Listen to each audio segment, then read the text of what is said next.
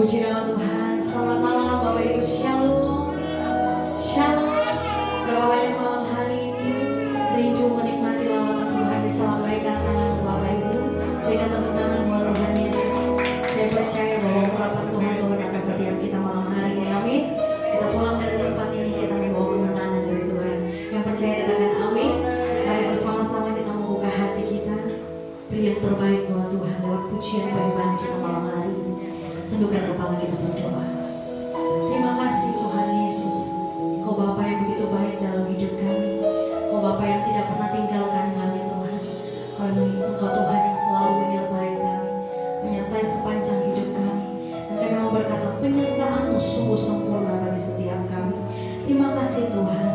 Malam hari ini kami rindu menaikkan segala pujian, segala hormat syukur hanya kepada Tuhan kami. Tuhan yang menciptakan kami, menjadikan kami berharga di mata-Mu Tuhan. Terima kasih Bapak, terima kasih. Kami membuka hati kami mau siap terima Tuhan Yesus sebagai satu-satunya Tuhan dan Juru Selamat kami, Allah yang kekal sampai selama-lamanya.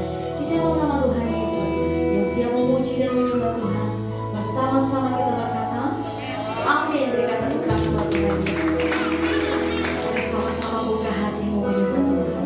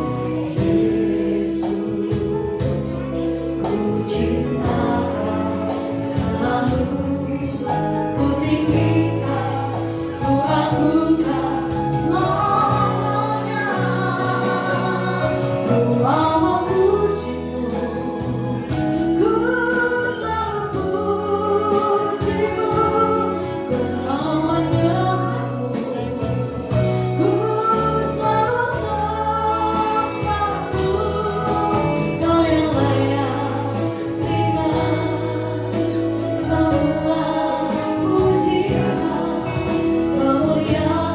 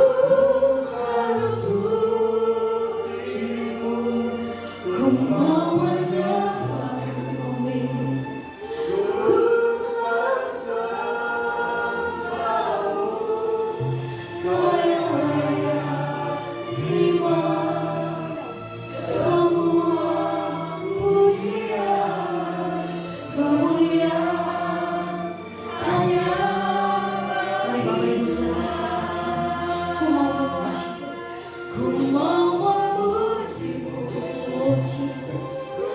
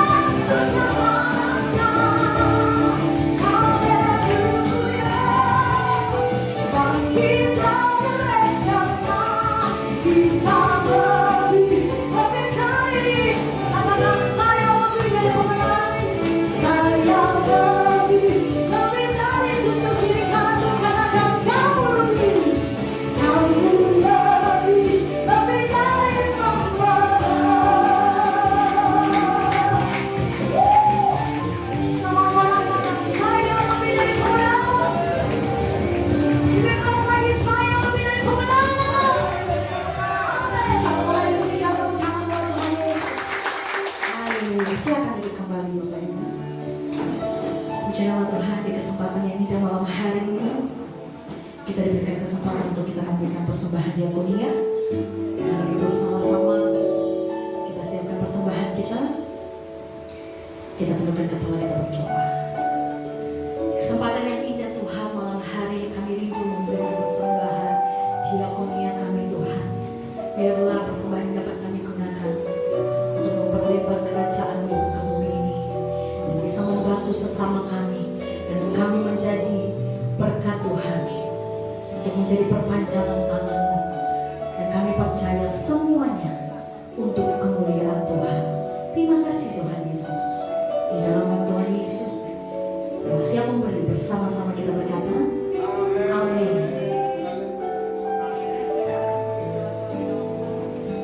Terima kasih. Ku tidak takut sebab Kau besertaku.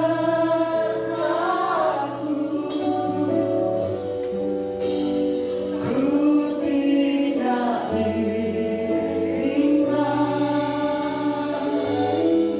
sebab Engkau Allahku.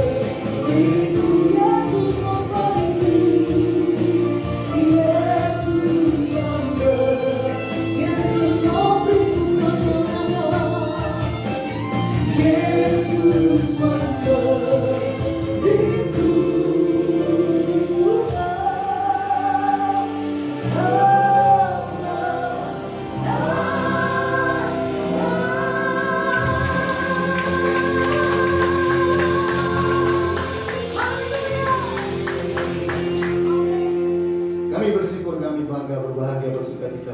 Kalau kami semua umat-Mu memiliki Yesus Tuhan. Tuhan Allah pemenang yang menjadikan kami semua lebih dari pemenang. Kami bersyukur beruntung karena kami memiliki Yesus Tuhan. Kalau kami ada sebagaimana kami ada itu anugerah Tuhan saja semata-mata. Masih kalau kami semua boleh hidup sehat, kuat, bernafas gratis, itu hanya kemurahan Tuhan saja semata-mata.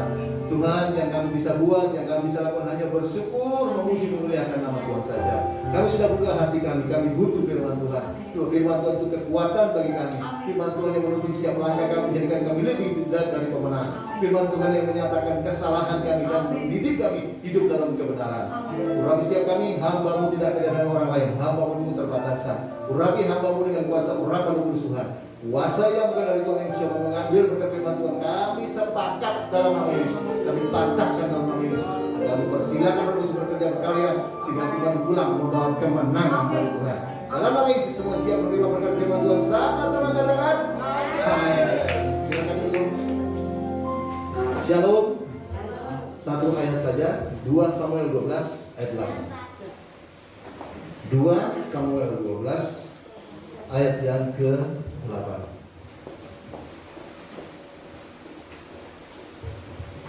Ya.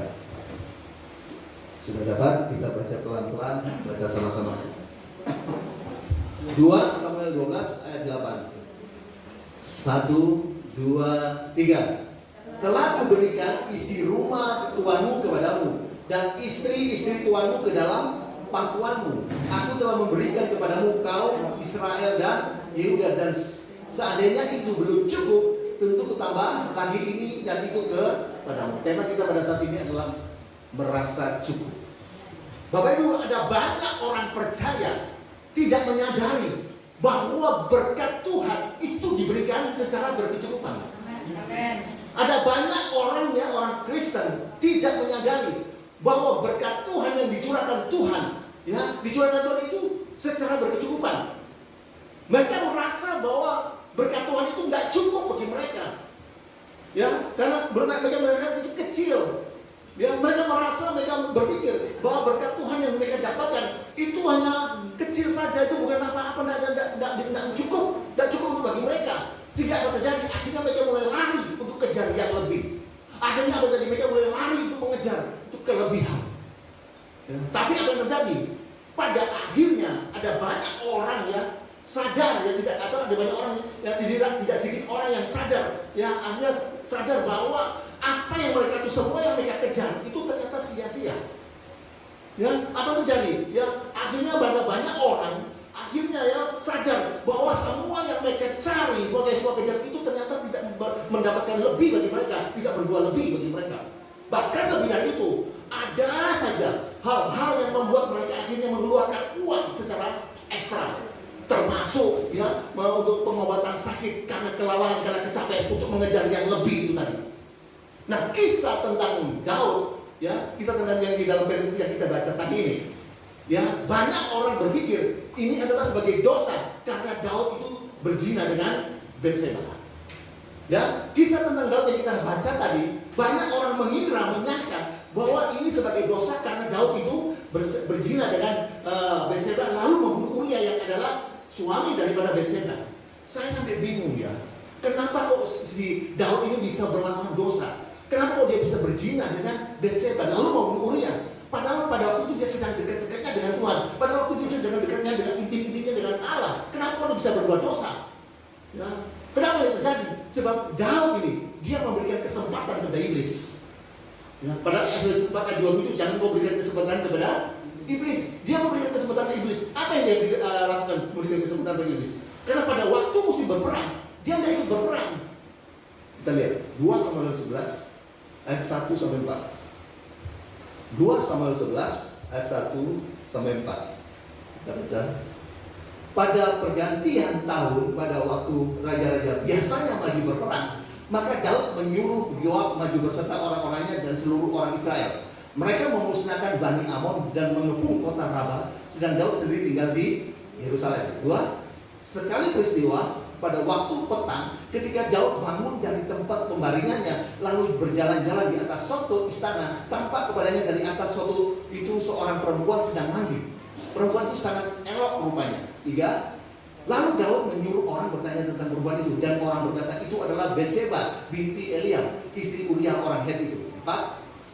Sesudah itu Daud menyuruh orang mengambil dia. Perempuan itu datang kepadanya lalu Daud tidur dengan dia. Perempuan itu baru selesai membersihkan diri dan kenajisannya, kemudian pulanglah perempuan itu ke rumahnya.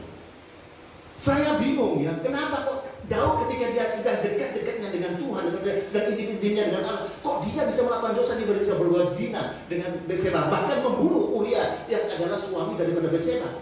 Ternyata ya, kenapa terjadi? Sebab dia memberikan kesempatan kepada iblis. Apa yang dilakukan? Karena pada waktu musim berperang, dia tidak ikut berperang. Ingat, saya beritahu pada saudara dan saya sebagai anak Tuhan, sebagai orang percaya, mau tidak mau, suka atau tidak suka, ketika saudara dan saya diberikan hidup, saudara dan saya harus berperang di dalam iman. Amin. Mau tidak mau, suka atau tidak suka, ketika saudara diberi hidup, saudara dan saya harus masuk di dalam pertandingan iman, masuk dalam peperangan iman. 1 Timotius 6 ayat 12. 1 Timotius 6 ayat 12.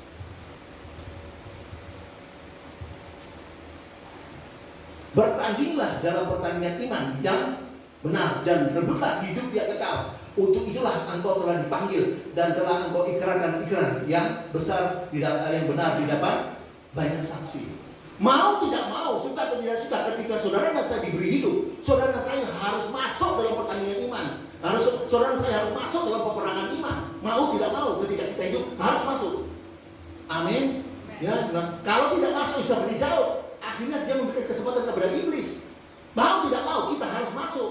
Kenapa? Kenapa kita harus masuk dalam peperangan? Karena kita punya musuh. Saudara dan saya punya musuh. Ya, apalagi kita lihat keadaan zaman saat ini. Itu sama ya si Putin sama si siapa itu, si Biden itu tinggalkan apa saja. Sudah saling dekat, sudah saling pancing-memancing. Saatnya kita harus berperang. Ya, amin. Bapak Ibu dengar baik. Saya mau tahu kenapa kita harus berperang? Karena kita punya musuh, dan musuh kita itu tidak main-main. Saya beritahu ya, musuh saudara dan saya, dan itu tidak main-main. Kalau saudara baca, kita pernah bahas ya di Zoom meeting Wahyu 12 waktu di Wahyu 12 ayat 1 sampai bawah, itu tentang temanya tentang perempuan dan naga. Perempuan itu bicara tentang bangsa Israel, naga itu berbicara tentang ular tua. Musuh itu tidak main-main, karena musuh ini pernah bikin ribut di surga. Ular tua ini pernah bikin ribut di surga. Mereka berperang dengan malaikat-malaikat yang dipimpin oleh Mikael, yang adalah panglima perang dengan malaikat-malaikat. Mereka berperang, ya. Artinya ini tidak main-main. Berarti itu mereka punya kekuatan yang bukan main-main. Mereka berperang dan akhirnya mereka kalah. Ya, si ular tua ini kalah, dan karena kalah dilempar ke bumi. Dan sekarang ular tua yang pernah bikin ribut di surga itu sekarang ada di bumi. Nah, kita harus lawan dia. Makanya firman Tuhan berkata 1 Petrus 5 ayat 8, sadarlah dan jagalah. Musuhmu iblis itu tidak main-main. Dia seperti singa yang mengawal berkeliling dan menelan mangsanya. Hati-hati. Ya, hari kita harus berperang. Saudara berapa ya? Ya, catat baik-baik. Kalau kita perhatikan ayat tadi ya, ayat yang tadi 2 Samuel 12 ayat 8. Kalau kita perhatikan dengan teliti, maka ini adalah teguran Tuhan kepada Daud melalui Nabi Nathan. Kalau saudara perhatikan baik-baik ayat yang 2 Samuel 12 ayat 8, ini adalah teguran Tuhan melalui Nabi Nathan kepada Daud. Ayat ini menunjukkan bahwa dosa yang terbesar kepada Daud itu bukan ketika dia berzina dengan Batseba. Ya, ayat ini menunjukkan bahwa dosa yang utama, dosa yang terbesar daripada Daud bukan ketika dia berzina dengan Batseba lalu membunuh si Uriah, bukan. Tapi dosa yang terbesar daripada Daud, catat baik-baik. Dosa yang utama daripada Daud, karena Daud itu dia tidak pernah puas dengan berkat Tuhan. Ya. Dosa yang terbesar daripada Daud bukan karena waktu dia berzina dengan Batseba lalu membunuh Uriah, bukan. Tapi dosa yang utama, dosa terbesar daripada Daud ketika dia tidak pernah merasa puas, dia tidak merasa puas dengan berkat Tuhan, dia tidak merasa cukup dengan berkat Tuhan. Ya. Padahal ayat ini menegaskan semua yang terbaik Tuhan sudah berikan kepada Daud. Bahkan kalau masih kurang, Tuhan tambahkan. Ya, kita lihat tadi, ya, telah kuberikan isi rumah Tuhanmu kepadamu dan istri-istri Tuhanmu ke dalam pangkuanmu. Aku telah memberikan kepadamu kaum Israel dan Yehuda, dan seandainya itu belum cukup, tentu tambah lagi ini dan itu kepadamu. Loh, sudah lihat, kita lihat ayat ini menegaskan bahwa semua yang terbaik Tuhan sudah berikan kepada Daud. Bahkan kalau kurang ditambah lagi. Tapi apa terjadi? Daud tetap melakukan dosa. Daud tetap berbuat dosa. Daud tetap menentang Allah. Saya mau beritahu pada saudara, orang yang tidak pernah merasa puas dengan berkat Tuhan, ya, seseorang yang tidak pernah merasa cukup dengan berkat Tuhan, orang itu sama saja menghina Tuhan. Amin. Ayat 9.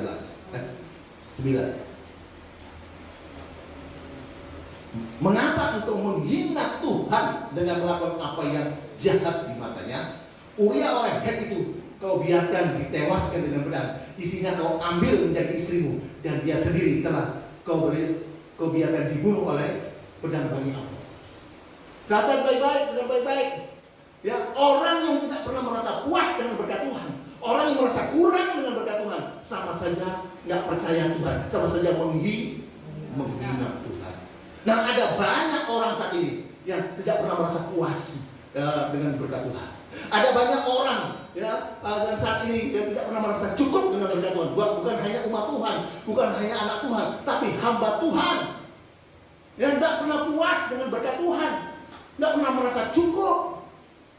Ya, ada hamba Tuhan yang senior dibagi Tuhan luar biasa, punya istrinya cantik lagi. Wah, dia sudah senior. Apa yang terjadi? Akhirnya ketahuan. Ya, anak gadisnya umur 12 tahun, 11 tahun dibujuk untuk tidur dengan dia. Bertahun-tahun, istrinya tidak tahu. Bertahun-tahun. Akhirnya ketahuan, masuk penjara. Ya, ada juga ya kita pelayanan di mana itu di penjara. Hamba Tuhan, dia gembala, dipakai Tuhan luar biasa. Bahkan dia memimpin dari satu yayasan dari daerahnya, sukunya dia sendiri. Apa terjadi? Dia masuk penjara 15 tahun. Kenapa? Karena dia membujuk anak-anaknya yang masih belasan tahun, dibaju. Ketika anak-anak ini belum dapat uang saku dari orang tua mereka dari desa, dikasih sama dia, ini kaki ini, tapi tidur sama dia. 8 anak. Nah, itu ada yang kita layan di penjara. Ya, 15 tahun. Kenapa ini terjadi? Hamba Tuhan. Kenapa terjadi? Padahal punya istri yang cantik. Kenapa terjadi? Karena tidak pernah merasa puas dengan berkat Tuhan. Saya mendapat video dari teman-teman via Karo Manado. Saya melihat bagaimana seorang hamba Tuhan senior yang jadi ikon ya dari orang Kristen di Indonesia akhirnya menerima pemberian dari seorang pejabat. Ya, seorang yang hamba Tuhan senior jadi ikon dari orang Kristen di Indonesia, apa terjadi? Dia menerima pemberian ya dari seorang pejabat yang sebetulnya tidak pantas harusnya dia terima. Bahkan bukan saja, ada banyak gembala-gembala yang lain ya akhirnya ikut juga menerima hal-hal seperti itu dari pemimpin pejabat daerah mereka. Sampai teman-teman saya dari Katolik itu sampai bicara begini, bahwa bagaimana ya kami loh dari organisasi Katolik, orang-orang Katolik ya, pastor kami, juga romo-romo kami menolak pemberian itu karena kami tahu di balik pemberian itu ya artinya pemberian itu berbau politik. Ya, pemberian itu ya ada nuansa intoleran. Kami menolak. Kok bisa pendeta-pendeta dari karismatik, pendeta dari Pentakosta, kok bisa menerima? Padahal mereka menjadi ikonnya orang Kristen di Indonesia. Kenapa bisa terima? Ya, mereka mengatakan mereka itu bukan hamba Tuhan, hamba uang, hamba mammon. Ada tapi yang protes. Ya, karena yang gembala-gembala yang protes dia katakan nama kami dipakai. Katanya untuk kami tidak dapat apa-apa katanya, kami tidak terima apa, tapi nama dipakai, diberikan kepada kami tidak dapat, hanya untuk kepentingan sendiri, akhirnya mengkambing hitam dan jemaat gembala yang lain. Saya mau tanya, apakah gereja tidak bisa berkembang kalau tidak dapat pemberian dari pejabat itu? Dan semua orang tahu siapa pemberi itu.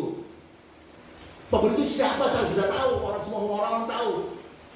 Ya. Apakah gereja tidak bisa bertumbuh kalau tidak ada pemberian dari pejabat itu? Apa tidak bisa bertumbuh? Kita lihat Abraham ketika dia ditawarkan dengan harta benda, dia tolak mentah-mentah karena dia tahu di balik ini ada hal yang buruk akan terjadi kalau dia sampai terima. Kita lihat di dalam Kejadian 14 ayat 21 sampai 23.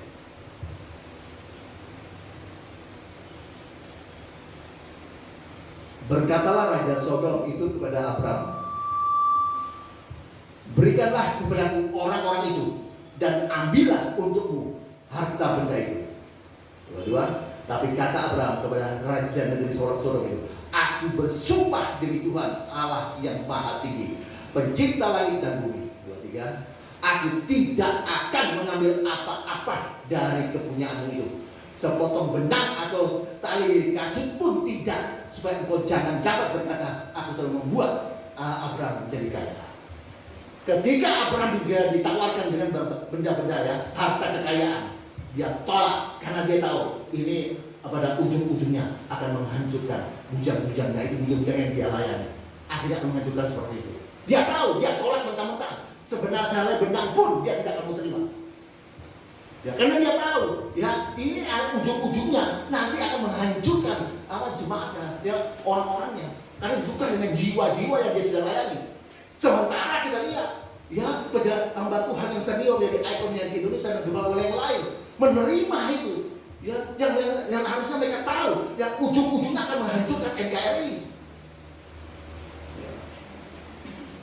Saudara, ya ini yang kenapa ini terjadi? Kenapa terjadi? Hamba-hamba Tuhan itu kenapa itu terjadi? Hamba-hamba senior itu kenapa sampai itu bisa terjadi? Karena tidak pernah puas dengan berkat Tuhan. Karena mereka tidak pernah merasa cukup dengan berkat Tuhan. Padahal berkat Tuhan sudah diberikan kelebihan bagi mereka. Sama yang terjadi dengan manusia pertama. Yang manusia pertama itu jatuh dalam dosa. Ya, itu pertama kali dari dosa karena tidak pernah merasa puas dengan berkat Tuhan. Mereka tidak merasa cukup dengan berkat Tuhan. Padahal Tuhan sudah berikan berkat yang luar biasa. Ya, Taman Eden loh, ambil, semua ambil, silakan makan semuanya. Satu saja, itu WO jangan dimakan. Ya, semuanya kamu boleh makan, ambil. Tapi satu itu jangan. Punya Tuhan dibadok juga punya Tuhan. Diambil karena rakus. Ya, hamba-hamba Tuhan itu rakus. Ya, karena rakus sudah dikasih Tuhan berkat melimpah. Ini loh, semua boleh ambil, tapi jangan kasih Tuhan ditambah lagi. Ya, kasih diambil. Saudara ini terjadi seperti itu. Ya, sampai saya bingung, kenapa ya manusia pertama ini kok bisa jatuh di dalam dosa? Kenapa manusia pertama ini kok bisa percaya dengan dustanya iblis, dengan kebohongannya iblis? Kok bisa? Padahal saya beritahu, manusia pertama ini punya level yang kesempurnaan yang tinggi. Manusia pertama ini punya kesempurnaan level kesempurnaan yang tinggi. Kenapa? Mereka bergaul intim dengan Allah. Mereka berbincang-bincang langsung dengan Tuhan. Setiap saat bisa berbincang-bincang langsung dengan Tuhan. Punya level kesempurnaan yang tinggi. Ya, kita lihat Kejadian 3 ayat 1 sampai 4. Kenapa ini terjadi? Ya, kenapa sampai jadi beritahu? Kenapa sampai kok punya level yang tinggi itu ya? Kenapa manusia pertama ini punya level yang tinggi, punya kesempurnaan yang tinggi dengan Tuhan? Boleh bisa bincang dengan Tuhan. Kok bisa jatuh dalam dosa? Kok bisa percaya dengan dosanya iblis? Kenapa? Karena iblis menemukan celah untuk memasukkan kebohongannya kepada manusia. Ya, kenapa sampai bisa jatuh? Karena setan mendapatkan celah untuk memasukkan dustanya, yang dustanya untuk dimasukkan kepada manusia, dan akhirnya manusia percaya dengan kebohongan yang iblis, dengan dustanya setan. Kejadian 3 ayat 1 sampai 4. Adapun ular ialah yang paling cerdik dari segala binatang di darat yang dijadikan oleh Tuhan Allah. Ular itu berkata kepada perempuan itu, tentulah Allah berfirman, semua pohon dalam taman ini jangan kamu makan buahnya, bukan? 2. Lalu sahut perempuan itu kepada ular itu, buah pohon-pohonan dalam taman ini boleh kami makan. 3. Tetapi tentang buah pohon yang ada di tengah-tengah taman, Allah berfirman, jangan kamu makan, aku pun berkata buah itu, nanti kamu mati. 4. Tetapi ular itu berkata kepada perempuan itu, sekali-kali kamu tidak akan mati. Bapak Ibu dengar baik. Ya, iblis selalu kalau mau menjatuhkan seseorang itu dia selalu berkata dengan membalik fakta. Ya, faktanya dibalik. Sama saya punya keponakan di Manado. Orangnya ganteng ya, anaknya ganteng ya. Wah, mau orang Manado bilang pantera. Wah, dia ganteng. Nah, suka banyak cewek yang banyak dikibuli sama dia. Dia kalau mau berkenalan dengan gadis atau cewek, selalu dia membagikan fakta. Lalu ada cewek begitu yang tapi ini cantik. Hai Sally, kamu kan bagaimana kabar Sally? Oh, kita bukan Sally, kita selfie. Oh, nggak apa-apa, beda sedikit Sally dan selfie. Boleh kenalan tuh? Jadi terjadi dialog. Ya, dengan membalikkan fakta. Dia tahu tuh dia nggak kenal kok. Halo Sally, bagaimana kabar? Oh, kita bukan Sally, kita selfie. Oh, beda-beda sedikit, tidak apa-apa. Akhirnya terjadi dialog, kenalan. Sama. Iblis juga membalikkan fakta. Bukankah Allah mengizinkan semua pohon ini dimakan? Nah, langsung dijawab si Hawa. Yang manusia menjawab, oh, tidak boleh, semua boleh dimakan, tapi satu tidak boleh. Terjadi di dialog. Artinya satu. Ya. Kenapa setan kami berkata, ya kamu tidak akan mati. Ya, kalau kamu makan buah itu kamu tidak akan mati. Kenapa? Sebab sebelumnya Allah sudah berkata, kalau kamu makan buah itu, kamu pasti mati. Kenapa sampai saya beritahu? Kenapa sampai si ular itu berkata, kamu tidak akan mati? Karena sebelumnya Allah sudah berkata, kalau kamu makan buah itu, buah tanaman itu, kamu pasti akan mati. Sahabat baik-baik, dengar baik-baik. Kematian itu sejak awal sudah ada. Ya, sahabat baik. Sejak awal kematian itu sudah ada. Tapi kematian itu diciptakan ya dalam keadaan mati. Sekali lagi. Sejak awal kematian itu sudah ada. Tapi kematian itu diciptakan dalam kondisi mati. Artinya tidak hidup. Artinya ya kematian itu tidak bisa berkuasa atas manusia. Dan saudara-saudara, ketika Allah berkata, jangan kamu makan buah itu. Kalau kamu makan buah itu, kamu akan mati.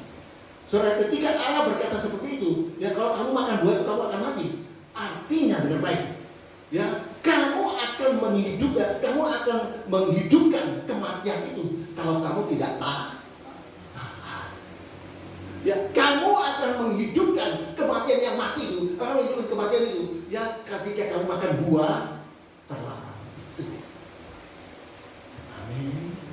Memang kematian itu ada, tapi kematian itu tidak berkuasa atas hidupmu. Kematian itu akan berkuasa atas hidupmu ketika engkau tidak taat. Kematian itu ada, tapi kematian itu tidak akan berkuasa atas hidupmu. Ya, kematian itu akan berkuasa atas hidupmu ketika engkau melakukan buah terlarang itu yang aku larang. Dan apa yang terjadi kita tahu semua. Akhirnya manusia tidak tahan. Dia akan makan buah itu. Dan akhirnya dia jatuh. Dan akhirnya bisa mati. Kita lihat lagi. Lihat dulu.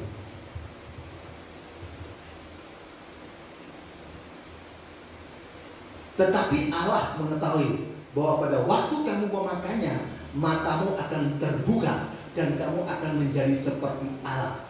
Tahu tentang yang baik dan yang jahat. Perkataan ini dilontarkan iblis kepada manusia. Kebohongan ini, dusta ini disampaikan setan kepada manusia dan berhasil. Manusia percaya. Karena baik-baik, saya mau beritahu. Oke dulu baik. Kalau manusia pertama yang levelnya kesempurnaannya sangat tinggi, ya, kalau manusia pertama yang level kesempurnaannya tinggi, bisa bergaul intim dengan Allah, bisa bincang-bincang dengan Tuhan, agar bisa jatuh.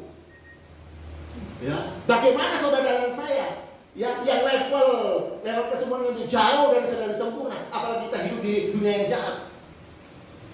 Hati-hati, mudah bisa jatuh, karena musuh kita tidak main-main. Amin. Nah, kalau hanya dengan baik, manusia pertama punya level yang tinggi, punya kesempurnaan yang tinggi, aja bisa jatuh. Bagaimana kita yang jauh dari kesempurnaan, yang hidup dalam dunia yang jahat? Hati-hati. Dengan baik. Ketika manusia itu hanya melihat, ya, yang hanya melihat kondisi yang kurang saja, otomatis manusia itu tidak bisa mengucap syukur. Amin. Ketika manusia hanya melihat yang nggak cukup saja, hanya melihat yang kurang saja, kondisi yang kurang, kondisi yang nggak cukup, ya, maka secara otomatis manusia itu tidak pernah bisa mengucap syukur. Kenapa terjadi? Kenapa saya manusia ini terjadi? Manusia pertama ini jatuh dalam dosa karena tidak pernah merasa puas dengan berkat Tuhan. Mereka tidak puas dengan berkat Tuhan, mereka merasa kurang dengan berkat Tuhan. Amin.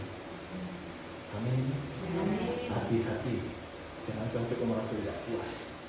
Ya, menginginkan yang lebih sama saja tidak percaya sama Tuhan.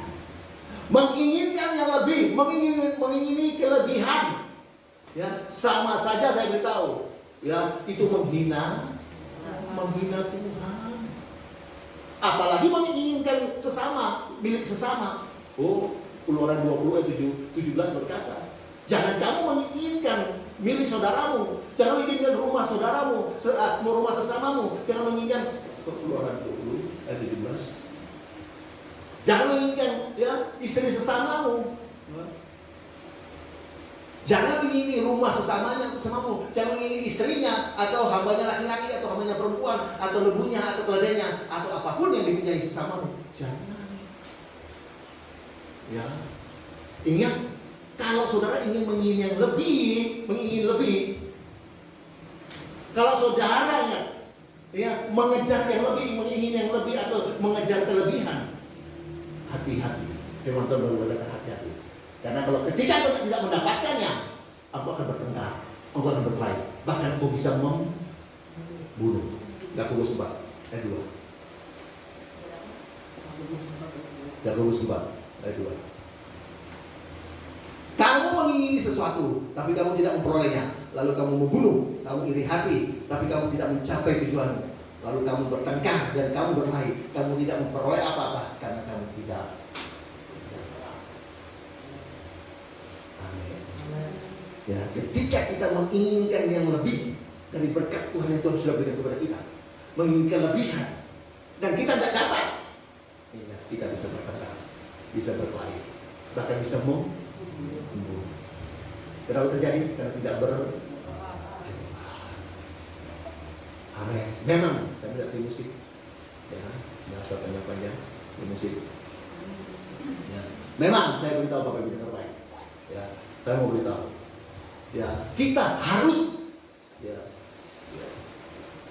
Saya dulu di musik dulu. Dengan baik. Memang kita harus berusaha untuk memenuhi kebutuhan kita. Sekali lagi, memang kita harus berusaha untuk memenuhi kebutuhan kita. Tapi di sisi lain, kita harus belajar percaya. Di sisi lain, saudara dan saya harus belajar berserah bersyukur bahwa apa yang Tuhan sediakan bagi kita, berkat yang Tuhan sediakan bagi kita itu pasti cukup, lebih dari cukup.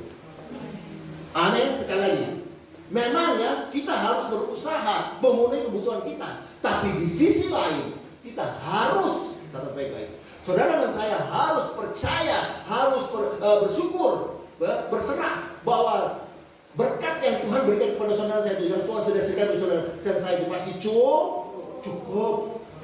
Filipi 4 ayat 19.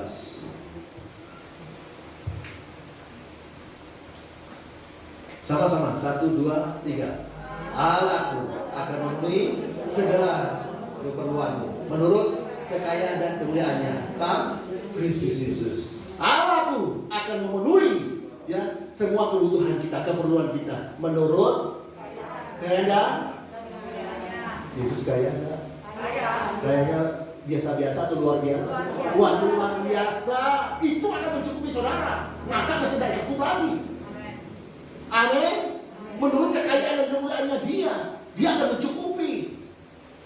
Amin. Itu sebabnya mari Bapak Ibu, saya mau beritahu kepada saudara, ya, jangan sampai kita merasa tidak cukup. Ya, seringkali karena kita ingin mendapatkan keinginan, karena kita punya keinginan dan memiliki keinginan untuk mendapatkan yang lebih, justru itu yang menjadikan dosa kita di hadapan Allah. Amin.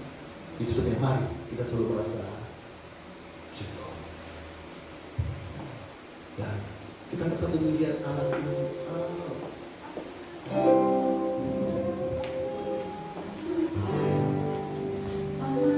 Laku mencukupi. Berdiri.